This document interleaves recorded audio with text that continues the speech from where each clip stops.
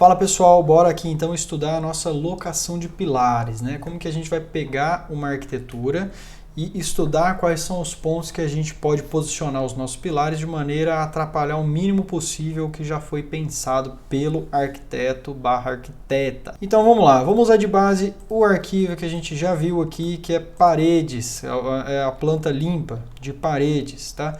Eu só vou usar um arquivo um pouquinho diferente, que eu vou disponibilizar aí para vocês, que é esse arquivo térreo e superior à linha. Então o que a gente tem aqui? Tem a planta do térreo e tem a planta do superior. O que eu fiz em relação àquele arquivo que a gente vinha estudando foi simplesmente usar cores bem chamativas para diferenciar um do outro. Porque o que eu vou fazer? Eu vou sobrepor os dois para identificar quais são as paredes que se cruzam do pavimento térreo para o pavimento superior. Por que a gente vai fazer isso? Pensa comigo, o pilar a gente vai colocar dentro de parede.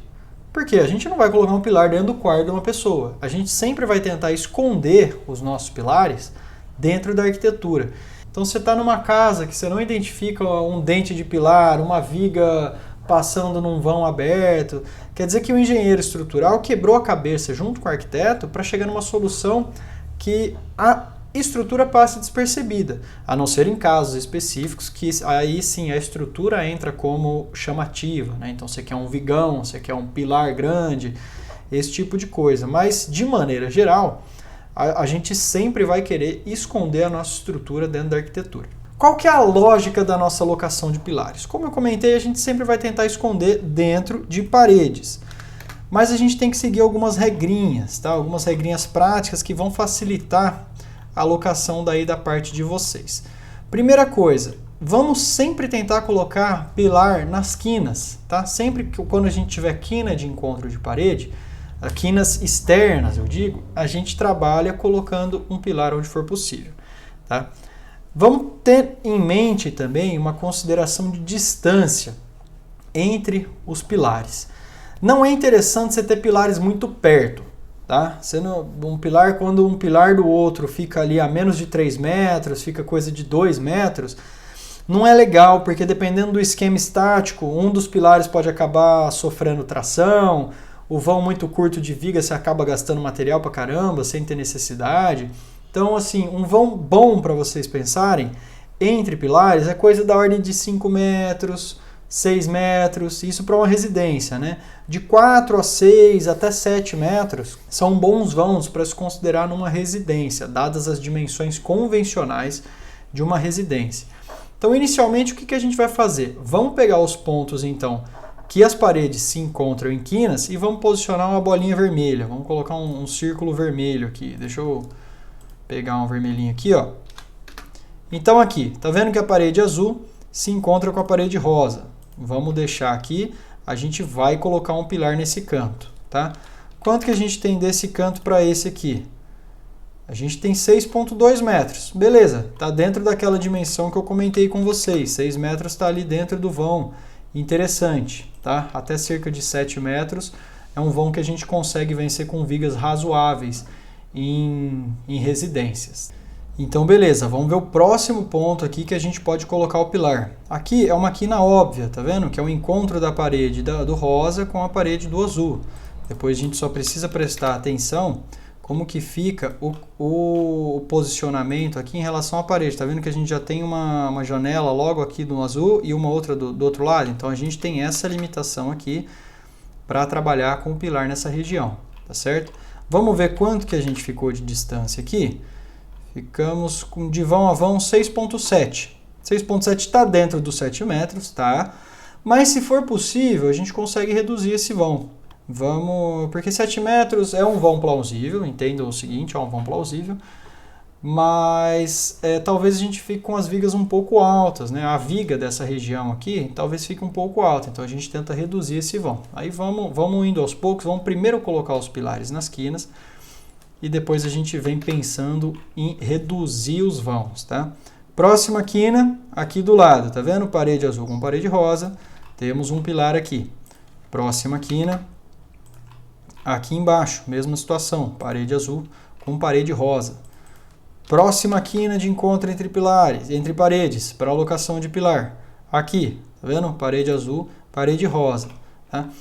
Você pode ver aqui que essa arquitetura foi uma arquitetura muito bem pensada, muito bem feita. Então, as paredes de cima batem com as paredes de baixo. Você pode acabar pegando uma residência que não seja tão perfeita essa disposição, que na verdade é o mais comum, porque como o arquiteto ou a arquiteta distribui os ambientes da parte de cima um pouco independente da parte de baixo, é comum você pegar projetos que as paredes não batem muito bem. Aí você tem que fazer um estudo mais a fundo para identificar pontos possíveis de se passar os pilares, tá bom? Mas aqui nesse caso a gente tem um projeto simples, um estudo bem legal de arquitetura para a gente trabalhar em cima.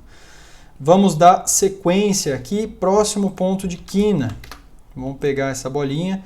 Aqui, tá vendo? A gente tem um encontro da parede azul com a parede rosa. Então a gente passa um pilar que vai ficar escondido nos dois pavimentos. Vamos colocar um pilar aqui também. Chamando a atenção e lembrando que por enquanto não estamos estudando a direção dos pilares nem as dimensões. Estamos só locando os possíveis pontos, tá?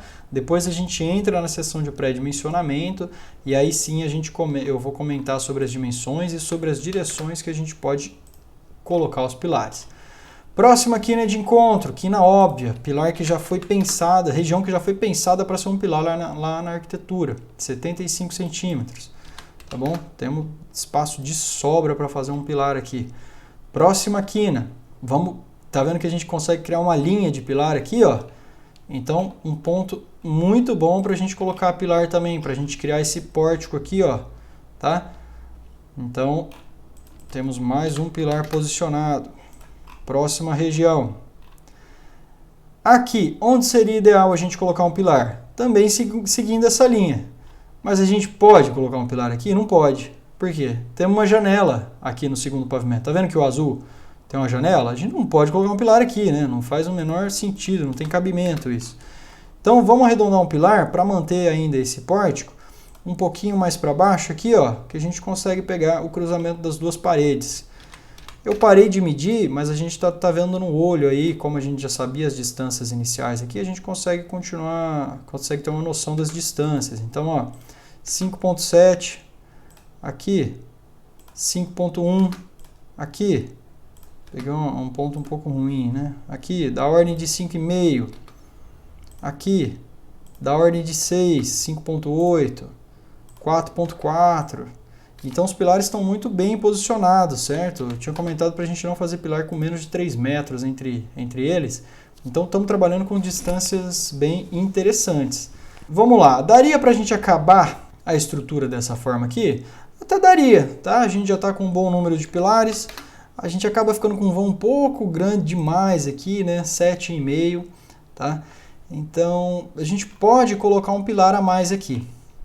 Só que tem um motivo especial para eu fazer isso, para colocar pilar aqui, que é a região do banheiro aqui em cima.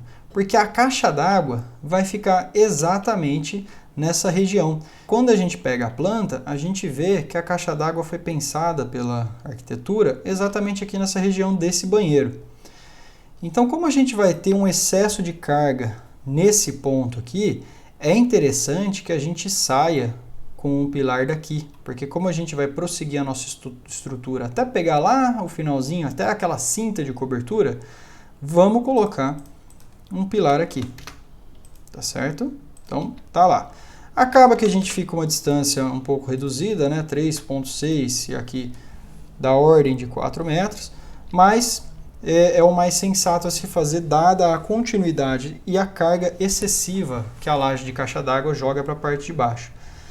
E aí, o que a gente faz? Para fechar a estrutura, vamos colocar também um pilarzinho aqui. A gente reduz aquele vão, que já tinha falado que estava um pouco grande, de 6,7. Infelizmente, acabamos ficando com um vão pequeno entre esses dois pilares, da ordem de 3 metros, mas ainda respeitando o mínimo de 3. Tá? O interessante é não trabalhar com pilares muito mais próximos, com distância menor do que 3 metros. Agora, por que esse pilar é interessante? Porque quando a gente chegar lá em cima, eu vou mostrar para vocês que a gente vai precisar dessa viga principal aqui, ó, para segurar essa região da caixa d'água. Então, como a gente já tem um vão muito grande daqui entre pilares, da ordem de 7 metros, né, que a gente já tinha visto, 6,7, não é legal a gente chegar com uma viga tão carregada em outra viga que já tem 7 metros de comprimento. Tá?